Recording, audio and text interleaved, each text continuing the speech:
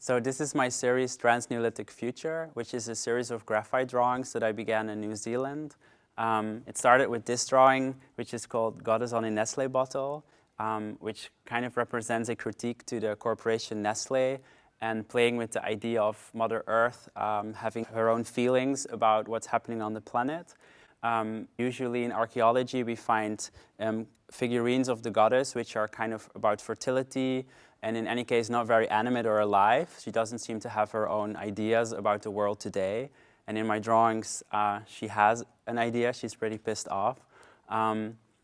Here we have the drawing Intersex Standing Stone, which is a representation of maybe a past where we had very different relationships to gender on the planet. Which is something that's very hard to convey in the objects we normally tend to find in archaeology. Usually we find hard objects which don't really tell us about the reality of the people living at the time. I'm trying to show how we actually know nothing about our own past, especially about topics that are intangible. This is the Power Stone, which is a stone about power.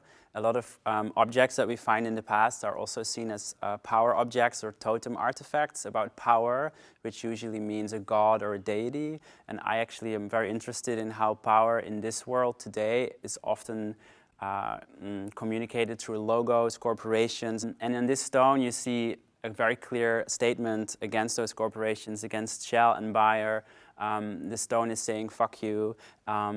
There's a logo of Extinction Rebellion here, and perhaps this is some kind of monument that's yet to be erected in the future from now as a message conveyed to the future generations. This stone is a bit of an odd one out in the series because it's actually a representation of a part of an insect. Very recently in Brazil, an insect has been found in which the female genitalia are actually external and the male genitalia are internal, and the female actually penetrates the male insect to retrieve the seed which she brings into her ovaries.